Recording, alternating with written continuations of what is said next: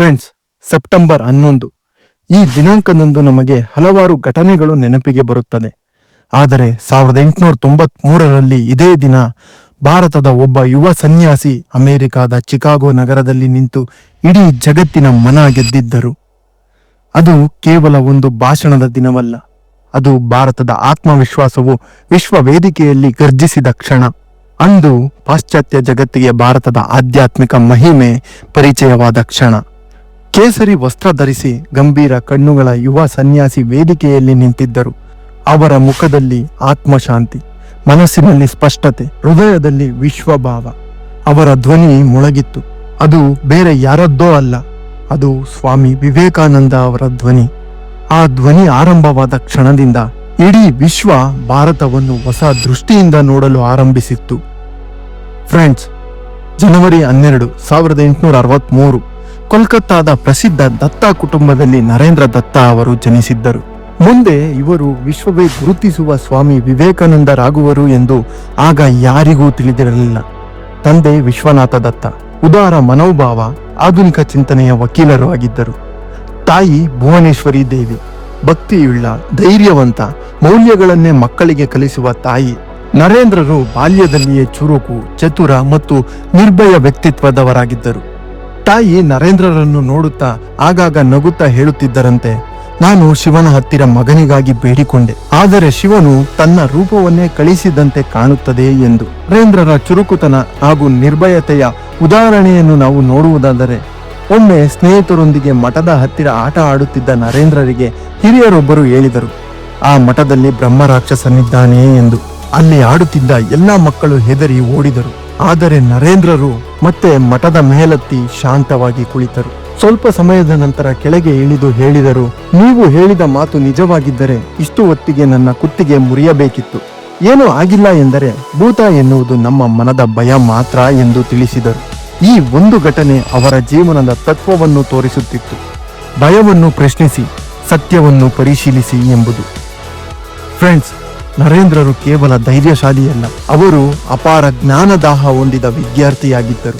ನರೇಂದ್ರರಿಗೆ photographic memory ಇತ್ತು ಎಂದು ಹೇಳಲಾಗುತ್ತದೆ. ಒಮ್ಮೆ ಓದಿದರೆ ಸಾಕು, ಅದು ಶಾಶ್ವತವಾಗಿ ನೆನಪಾಗುತ್ತಿತ್ತು. ಇದಕ್ಕೆ ಒಂದು ಒಳ್ಳೆಯ ಉದಾಹರಣೆ, ಲೈಬ್ರರಿಯಿಂದ ದೊಡ್ಡ ಪುಸ್ತಕಗಳನ್ನು ತಂದು ಒಂದೇ ದಿನದಲ್ಲಿ ಹಿಂದಿರುಗಿಸುತ್ತಿದ್ದರು. ಲೈಬ್ರರಿಯನ್ ಅದನ್ನು ನೋಡಿ ಅನುಮಾನಪಟ್ಟ, ಪರೀಕ್ಷೆ ಮಾಡಲು ಮುಂದಾದರು.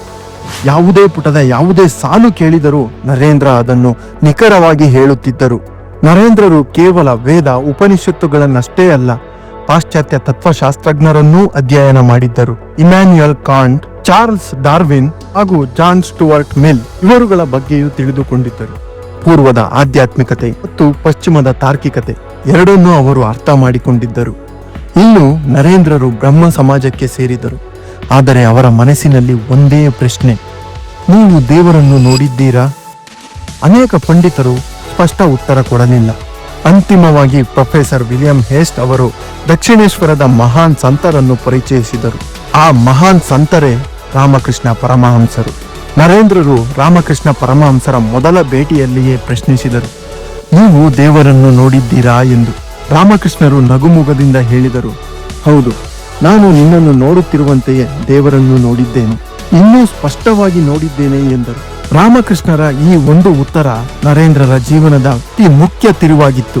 ನರೇಂದ್ರರು ರಾಮಕೃಷ್ಣ ಪರಮಹಂಸರ ಶಿಷ್ಯರಾಗಿ ಅವರ ಅನುಭವಗಳನ್ನು ಕಲಿಯಲಾರಂಭಿಸಿದರು. ಫ್ರೆಂಡ್ಸ್, ಈ ಪ್ರಪಂಚದಲ್ಲಿ ಮನುಷ್ಯರಾಗಿ ಹುಟ್ಟಿದ ಮೇಲೆ ತೊಂದರೆಗಳು ಒಂದಲ್ಲ ಒಂದು ರೀತಿ ಇದ್ದೇ ಇರುತ್ತದೆ. 1884ರಲ್ಲಿ ನರೇಂದ್ರ ಅವರ ತಂದೆಯ ಮರಣದಿಂದ ಕುಟುಂಬ ಬಡತನಕ್ಕೆ ತುತ್ತಾಯಿತು.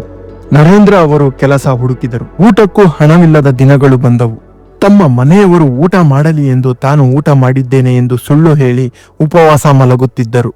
ಈ ಕಷ್ಟ ಅವರ ಮನಸ್ಸನ್ನು ಕಠಿಣಗೊಳಿಸಲಿಲ್ಲ, ಇದು ಅವರ ಹೃದಯವನ್ನು ಬಡವರ ನೋವಿನ ಕಡೆ ತೆರೆದಿತ್ತು. ರಾಮಕೃಷ್ಣರ ಮರಣದ ನಂತರ ನರೇಂದ್ರ ಸನ್ಯಾಸಿ ದೀಕ್ಷೆ ಪಡೆದರು. ವಿವೇಕಾನಂದ ಎಂಬ ಹೊಸ ಹೆಸರನ್ನು ತಾಳಿದರು. ಅವರು ಕೇವಲ ಜ್ಞಾನಿಯಲ್ಲ, ಕಾರ್ಯಯೋಗಿ. ವಿವೇಕಾನಂದರು ಪಾದಯಾತ್ರೆಯ ಮೂಲಕ ಇಡೀ ಭಾರತವನ್ನು ಸುತ್ತಿದರು. ಅವರು ರಾಜರ ಅರಮನೆಗಳಲ್ಲಿ ಮಾತನಾಡಿದರು, ಬಡವರ ಗುಡಿಸಲುಗಳಲ್ಲಿ ಮಲಗಿದ್ದರು, ಜನರ ದುಃಖ, ದಾರಿದ್ರ್ಯ, ನಿರಾಶೆ ಎಲ್ಲವನ್ನೂ ಕಂಡರು. ಕೊನೆಗೆ ಕನ್ಯಾಕುಮಾರಿಯನ್ನು ತಲುಪಿದರು. ಸಮುದ್ರದ ಮಧ್ಯೆಯ ಬಂಡೆಗೆ ಈಜುತ್ತಾ ಹೋಗಿ 3 ದಿನ ಧ್ಯಾನ ಮಾಡಿದರು. ಅಲ್ಲಿ ಅವರಿಗೆ ಸಾಕ್ಷಾತ್ಕಾರವಾಯಿತು. ಭಾರತದ ಉದ್ಧಾರ ಆಧ್ಯಾತ್ಮಿಕ ಜಾಗೃತಿಯಿಂದ ಮಾತ್ರ ಸಾಧ್ಯ. ಬಡವರ ಸೇವೆಯೇ ದೇವರ ಸೇವೆ ಎಂದು. ಫ್ರೆಂಡ್ಸ್, 1893 ಅಮೆರಿಕಾದ ಚಿಕಾಗೋದಲ್ಲಿ ವಿಶ್ವ ಧರ್ಮ ಸಮ್ಮೇಳನ ನಡೆಯುತ್ತಿತ್ತು. ವಿವೇಕಾನಂದರು ಭಾರತವನ್ನು ಪ್ರತಿನಿಧಿಸಲು ಹೊರಟರು. ಆದರೆ ಅವರಿಗೆ ಯಾವುದೇ ಆಹ್ವಾನ ಇರಲಿಲ್ಲ. ಹಣದ ಕೊರತೆ ಇತ್ತು. ಪರಿಚಯದ ಪತ್ರದ ಸಮಸ್ಯೆ ಕೂಡ ಇತ್ತು.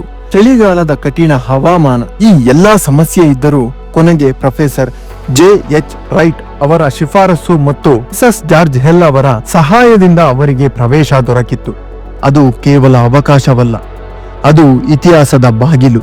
ವಿವೇಕಾನಂದರು ಎಲ್ಲ ಅಡೆತಡೆಗಳನ್ನು ದಾಟಿ ವಿಶ್ವ ಧರ್ಮ ಸಮ್ಮೇಳನದ ವೇದಿಕೆಯಲ್ಲಿ ಕುಳಿತಿದ್ದರು. ಅವರ ವೇಷಭೂಷಣವನ್ನು ಕೆಲವರು ಅಪಹಾಸ್ಯ ಮಾಡಿದ್ದರು. ಅದನ್ನೆಲ್ಲ ಲೆಕ್ಕಿಸದ ವಿವೇಕಾನಂದರು ಅವರಿಗೆ ಸಿಕ್ಕ ಅವಕಾಶವನ್ನು ವಿಶ್ವ ವಿಜಯದ ಮಾತುಗಳಾಗಿ ಪರಿವರ್ತಿಸಿದರು. ವಿವೇಕಾನಂದರು ವೇದಿಕೆಯಲ್ಲಿ ನಿಂತು, ಅಮೆರಿಕಾದ ನನ್ನ ಸಹೋದರ ಸಹೋದರಿಯರೇ ಎಂಬ ವಾಕ್ಯ ಹೇಳುತ್ತಿದ್ದಂತೆ ಆ ಸಮ್ಮೇಳನದಲ್ಲಿ ಸೇರಿದ್ದ ಎಲ್ಲಾ ಜನರು ಎದ್ದು ನಿಂತು ಸತತ 2 ನಿಮಿಷಗಳ ಕಾಲ ಚಪ್ಪಾಳೆ ತಟ್ಟಿದ್ದರು. ವಿವೇಕಾನಂದ ಅವರು ಹಿಂದೂ ಧರ್ಮದ ಸಹಿಷ್ಣುತೆ, ವಿಶ್ವ ಬಾಂಧವ್ಯ, ಧರ್ಮಗಳ ಏಕತೆ ಬಗ್ಗೆ ಆ ವೇದಿಕೆಯಲ್ಲಿ ಮಾತನಾಡಿದ್ದರು. ಎಲ್ಲಾ ನದಿಗಳು ಸಮುದ್ರ ಸೇರುವಂತೆ ಎಲ್ಲಾ ಧರ್ಮಗಳು ದೇವರ ಕಡೆಯೇ ಸಾಗುತ್ತದೆ ಎಂಬುದನ್ನು ಮನದಟ್ಟು ಮಾಡಿಕೊಟ್ಟರು. ಆ ದಿನದಿಂದ ಅವರು ವಿಶ್ವ ವೇದಾಂತದ ರಾಯಭಾರಿಯಾದರು. ವಿವೇಕಾನಂದರು ಅಮೆರಿಕ ಮತ್ತು ಯುರೋಪ್ಗಳಲ್ಲಿ ಅನೇಕ ಉಪನ್ಯಾಸಗಳನ್ನು ನೀಡಿದ್ದರು. ಪರ್ಯಾಯ ವಿದ್ಯುತ್ ಶಕ್ತಿಯ ಪಿತಾಮಹ ಎನಿಸಿಕೊಂಡ ನಿಕೋಲ್ ಟೆಸ್ಲಾ ಆವಿಷ್ಕಾರಗಳಿಗೆ ಸ್ಫೂರ್ತಿ ಸ್ವಾಮಿ ವಿವೇಕಾನಂದ ಎಂದು ಹೇಳಲಾಗುತ್ತದೆ. ಇನ್ನು ಜಾನ್ ಡಿ ರಾಕ್ಫೆಲ್ಲರ್ ಹಾಗೂ ಸ್ವಾಮಿ ವಿವೇಕಾನಂದರ ಸಂಭಾಷಣೆಗಳು ಪ್ರಸಿದ್ಧವಾಗಿದೆ. ಅದರ ಬಗ್ಗೆ ಮುಂದಿನ ದಿನಗಳಲ್ಲಿ ಸಮಯ ಸಿಕ್ಕಾಗ ವಿವರಿಸುತ್ತೇನೆ. ಒಂದು ದಿನ ಸ್ವಾಮಿ ವಿವೇಕಾನಂದರು ಯುರೋಪ್ನ ಟ್ರೈನಿನಲ್ಲಿ ಪ್ರಯಾಣಿಸುತ್ತಿದ್ದಾಗ ಕೆಲವರು ತಮಾಷೆ ಮಾಡಲು ಯತ್ನಿಸಿದಾಗ ಸ್ವಾಮಿ ವಿವೇಕಾನಂದರು ತಮ್ಮ ಚತುರತೆಯಿಂದ ಪರಿಸ್ಥಿತಿಯನ್ನು ತಿರುಗಿಸಿದರು. ಒಬ್ಬ ಮಹಿಳೆ ತಮಾಷೆಯಾಗಿ ಮದುವೆಯ ಪ್ರಸ್ತಾವನೆ ಮಾಡಿದಳು. ಅವಳು ಸ್ವಾಮಿ ವಿವೇಕಾನಂದರಿಗೆ ನಿಮ್ಮಂತ ಮಗ ಬೇಕು ಎಂದು ಹೇಳಿದಳು. ಅದಕ್ಕೆ ಸ್ವಾಮೀಜಿ, ನನ್ನನ್ನೇ ಮಗನಾಗಿ ಸ್ವೀಕರಿಸಿ, ಇಂದಿನಿಂದ ನೀವು ನನ್ನ ತಾಯಿ ಎಂದರು. ಅವರ ಬುದ್ಧಿವಂತಿಕೆ ಮತ್ತು ಮನಸ್ಸಿನ ಶುದ್ಧತೆಗೆ ಎಲ್ಲರೂ ಮೌನಗೊಂಡರು. 1897ರಲ್ಲಿ ವಿವೇಕಾನಂದರು ಭಾರತಕ್ಕೆ ಮರಳಿದಾಗ ಭವ್ಯ ಸ್ವಾಗತ ಸಿಕ್ಕಿತು.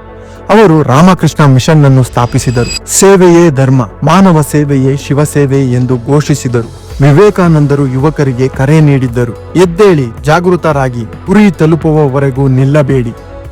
ನಿನ್ನನ್ನು ನೀನು ನಂಬು, ನಿನ್ನ ಒಳಗೆ ಅನಂತ ಶಕ್ತಿ ಇದೆ. ಬಲವೇ ಜೀವನ, ದುರ್ಬಲತೆ ಮರಣ. ಶುದ್ಧತೆ, ಸಹನೆ ಮತ್ತು ಪರಿಶ್ರಮ ಯಶಸ್ಸಿನ ರಹಸ್ಯ. ಒಂದು ಆಲೋಚನೆಯನ್ನು ಹಿಡಿದುಕೊಳ್ಳಿ, ಅದನ್ನೇ ನಿಮ್ಮ ಜೀವನವನ್ನಾಗಿಸಿಕೊಳ್ಳಿ. ನಾವು ನಮ್ಮ ಆಲೋಚನೆಗಳಿಂದಲೇ ರೂಪುಗೊಂಡವರು. ನೀವು ನಿರ್ಭಯರಾಗಿ, ಭಯವೇ ದುಃಖದ ಮೂಲ. ಈ ವಾಕ್ಯಗಳು ಲಕ್ಷಾಂತರ ಯುವಕರಿಗೆ ಜ್ವಾಲೆಯಾಗಿದ್ದವು. 1902 ಜುಲೈ 4. ಕೇವಲ 39ನೇ ವಯಸ್ಸಿನಲ್ಲಿ ಅತಿಯಾದ ಕೆಲಸ ಮತ್ತು ಅನಾರೋಗ್ಯದಿಂದ ಸ್ವಾಮಿ ವಿವೇಕಾನಂದರು ಮಹಾ ಸಮಾಧಿಯನ್ನು ಹೊಂದಿದರು.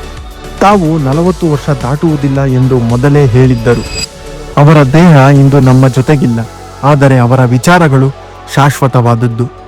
ಸ್ವಾಮಿ ವಿವೇಕಾನಂದರು ಕೇವಲ ಒಬ್ಬ ಸನ್ಯಾಸಿಯಲ್ಲ, ಅವರು ಒಂದು ಚಿಂತನೆ, ಒಂದು ಚಳುವಳಿ, ಒಂದು ಆತ್ಮವಿಶ್ವಾಸದ ಕ್ರಾಂತಿ. ನಿನ್ನನ್ನು ನೀನು ನಂಬು, ನಿನ್ನೊಳಗೆ ಅನಂತ ಶಕ್ತಿ ಇದೆ.